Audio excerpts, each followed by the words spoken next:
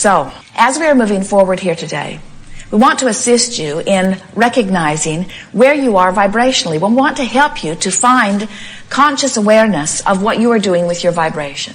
And if you are consciously aware of how you are feeling, then you will have the opportunity, if you want to, of reaching for the thought that feels even better.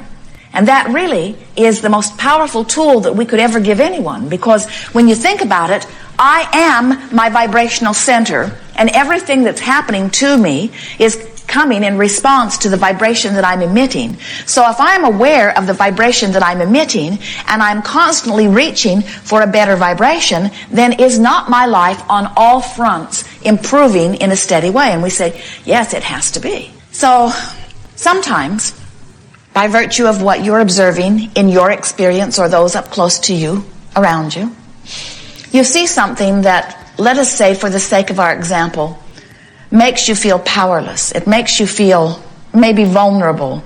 Let's say that the emotion that you feel is one of powerlessness or depression. Now, the reason that we are starting there is because we know the powerful being that you are, and we know the intention that you came forth into this physical experience. And we know that there is nothing that will feel worse to you than the opposite of that which you really are.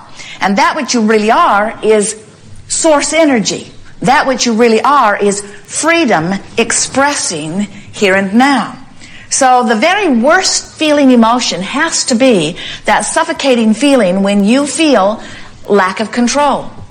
And the emotion that you often describe when you are offering that vibration, we hear you use words like grief or words like betrayal or words like depression. The words don't matter so much. There's only two emotions. One feels good and one feels bad, and then there's that infinite range in between. You have lots of different names for the way you feel along this continuum, but let us say, for sake of this example, that deep depression, that feeling of grief, that feeling of not being able to do something about it, that powerless, lost feeling, let us describe that as the most disconnected vibration that you can achieve. So there you are in your depression. Now, the thing that we want you to hear is, you might come to an Abraham gathering, or you might talk with someone who has been to one, and in your depression, as they're observing you, they might say to you, hey, you got to think some happy thoughts. You need to cheer up. You need to stop being so negative. In which case you might want to say to them, you need to drop dead, because you don't have access to that bright, happy thought or feeling, even though you have thought happy things before, even though you have had access to happy thoughts at other times. In this moment of that vibration that feels like it's sucking the life right out of you, you don't have access to that bright, happy thought. So what we want you to hear in this quest for reconnecting to who you really are is, the best you can do is reach for the best you can do. In other words, the best you can do is find the best thought you can find. And maybe a thought of rage or anger is the best thought that you can find. Sometimes that angry thought that you discover is a big improvement over the suffocating grief that you were feeling before. You see what we're getting at? Now, somebody who does not understand the components of your grief, who really doesn't like to see somebody who's angry, might say to you, your anger is inappropriate. In which case we advise you to tell them, again, to drop dead, because they don't know how far you've come. They cannot know the improvement that you have found. They don't know how much better that anger is than that grief that you were feeling just moments before. Now, if your intention is to reach for the best feeling thought that you can find, and you have found the relief, don't let somebody tell you that it isn't. You know that it is, but now don't give up on your quest to reach for a better feeling. Keep reaching. So what we've noticed is, as you're depressed or disempowered and you reach for an angry thought, you might not have even reached very hard for it, it came easily to you, and you felt the relief of it. If you can stop in that relief and say, this is an improvement, I have deliberately made improvement, now you'll stabilize in that different vibration, and now you have access to an even less angry thought. So now if you reach for an even less angry thought, you'll feel the relief of that less angry thought. And as you stabilize there and continue your mantra of, I'm going to continue to make the best of where I am, I'm going to continue to reach for the best feeling thought, you might find an outrageously frustrating thought, which is relief from that angry thought. And as you stabilize, as you take the time to stop and pat yourself on the back and say, I am feeling better, I'm feeling better. I feel so much better than the depression that I had 2 days ago. And I feel even better than the anger that I wallowed around in all day yesterday. And this feeling of frustration is a big improvement over where I've been. Now you continue your steady progress until from frustration you can go to mild aggravation. And from mild aggravation you can go to a sensation of slight hopefulness. And from slight hopefulness you can go to a vibration of, well, maybe it could possibly be. And from that vibration you could go to a feeling of maybe expecting or maybe even recognizing how many good things are happening for you, into a feeling of belief that it really is going to get better, into a feeling of knowing that you are in charge of your life experience. And that's a long way from that suffocating grief that you were in only 2 or 3 days ago. But the point that we're making to you is you cannot be guided from the outside in. Some bright-eyed, bushy-tailed, lollipop, sunshine and roses Abraham person cannot know how far you've come because they weren't there with you vibrationally. They were on the outside of your vibrational meter, and while they mean well, they don't know. Didn't that feel good? Sometimes, friends, in this wildly exaggerated, contrastive, comparative, co-creative experience in which you are all focused, there are things that are happening around you that you do not want to happen. People you love die. People starve in parts of the world. Your dear cat gets run over. All kinds of things that you would not choose if you felt you had every choice to make happen around you within your view of seeing them. And you cannot put your head in the sand. You cannot isolate yourself to some place where you are unaware. You want to be in the world. You want to use it as the creative platform. And so in order to survive in joy, you've got to find a way to be in charge of how you feel. You've got to show yourself that even with all of this happening, that you can focus in a way that makes you feel terrible, or you can focus in a way that makes you feel less terrible. And if you focus in a way that makes you feel less terrible, then you can focus in a way that makes you feel less terrible. And if you can focus in a way that makes you feel less terrible, you can focus in a way that makes you feel less terrible. Until before you know it, you don't feel so terrible. You even start to feel a little good. You even start to feel often good, really good, exaltedly good, irrationally good by the standards of those who are around you. You can train yourself into a vibration of such perfection that law of attraction will match you up only with those things that are a vibrational match to who you are. But you got to start somewhere. And most importantly, you must stop beating up on yourself for wherever you are, because wherever you are is just fine. It's only a temporary place and you can move from it. You've got to stop saying what I'm doing is inappropriate. You've got to stop beating up on yourself and feeling embarrassment about not having enough money, or about being too fat, or about not being able to control your bodily functions. You've got to stop beating up on yourself about where you are and start appreciating what is going well about where you are. If your new mantra is, I'm going to start beating the drum that feels better. I'm going to start making the best of things, making the best of things, making the best of things. Sometimes you make the worst of things, and you do it on purpose. And do you know why you do it? You make the worst of it because you don't like where you are, and you're complaining about where you are, and other people are seeing you where you are, and you think that you should explain how you got to where you are.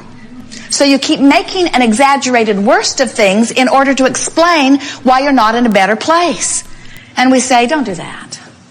Because when you make the worst of it, instead of moving from not feeling so good into a better and better and better and better and better feeling place, when you're making the worst of it, you're moving into a worse place.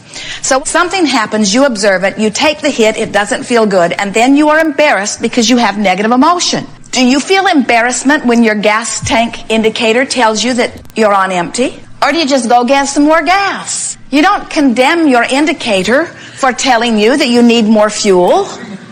And we want you to stop condemning your indicator that's telling you need more connection to source energy. In other words, that's all it's telling you. Something you're focused on right now is not a vibrational match to who you really are. You might want to fill up with some better feeling thoughts so that you are more of a match to who you really are. So when you are realizing that your emotions are your friend, your emotions are letting you know what you are doing vibrationally. Your emotion is letting you know how full of who you really are you are, or how much you are pinching off who you really are. You know what negative emotion is? Negative emotion is how you feel when you've chosen a thought that your inner being doesn't agree with. If your inner being is in agreement with your thought, your inner being joins you fully and you feel full. You feel radiant, you feel clear-minded, you feel vibrant, you feel energy, you feel joyous, you feel passion, you feel love, you feel appreciation. When you are choosing a thought that your inner being and all that is source joins you in, you feel fabulous. But when you choose a thought that is you out here on your screwy leading edge, choosing something that is absolutely incomprehensible in terms of what source knows to be. Things like, I'm bad, or I'm unworthy, or I'm not blessed. Things like, I'm not good enough, or I'm not smart enough. Things like, I should have done something differently, and now because I have done something differently, now I'm in a condemned, unblessed place. When you choose those thoughts and you beat the drum of them, you just hold yourself out there in the darkness for a while. Not because light is not shining all over you, it is, but you put up your big umbrella shade and you're just keeping yourself separated from the source that is really you, from the source that is always beaming to you, from the source that is always available to you. Now, what you're hearing from us here today is we want you to stop beating up on yourself when you get yourself in that predicament, because it's only temporary. We want you to then stop in the middle of all of this and say, what's the best feeling thought that I can find? And when you stumble upon the angry thought that felt better than the thought of depression or grief that you had before, then hold your ground by saying, this is an improvement and I have done well. When you feel your progress, when you take that first step, then you can take the second, and then the third, and then the fourth. And then you come to realize that it's an infinite, always stepping. As you are traveling from San Diego to Phoenix, down Interstate 8, beautiful drive across the desert. About halfway is Yuma. Not much to do there. No great restaurants. It's never the place Jerry and Esther decide to stay. But they pass through Yuma every time on their way. When they get to Yuma, they don't belittle themselves for not being in Phoenix. They accept that it's part of the journey. So when you are in your angry place, don't belittle yourself for not being in your joy, because it's just part of the journey. Instead, accept it as part of the journey. Take charge of the journey. In other words, can you imagine somebody finding themselves in Yuma and just collapsing? I wanted to be in Phoenix, and here I am in Yuma. I'm a failure. People call you on your cell phone.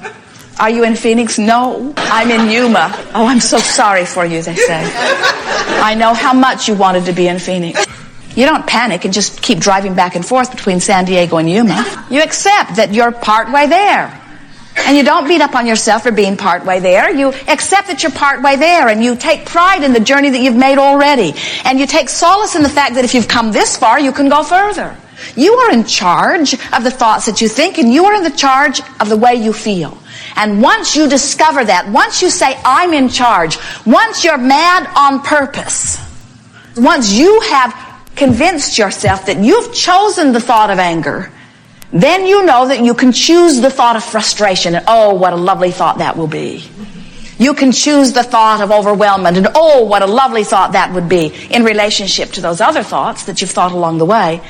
We want you to take control of your thinking, and we want you to stop beating up on yourself about where you are at any point in time. And we want you to never lose sight of your goal, which is what? To reach for a thought that feels better. In other words, we want you to stop saying, just for a little while, my goal is ecstasy, or my goal is winning the lottery. Those long jumps that are far from where you are don't serve you as well. My goal is I'm going to feel a little better than I feel right now, and I'm going to stabilize there and pat myself on the back, and then I'm going to keep reaching, and I'm going to reach again, and then I'm going to reach again, and then I'm going to reach again. And when you think about it logically, you have to understand that no matter where I am, no matter how sick or how poor or how in the darkness I am, if it is my intent to reach for a thought that feels better, I'm going to find it. And if it's still my intent to reach for a thought that feels better, I'm going to find it. And if it is still my intent to reach for a thought that feels better, I'm going to find it. And I'm not going to get stuck in UMass. If I still reach for a thought that feels better, I'm going to find it. And can't you see that you have to get out into the light where the well-being is, where the dollars are, where the friends are, where the good relationships are, where the universe is yielding to you? You have to get there. It can be no other way. It is law.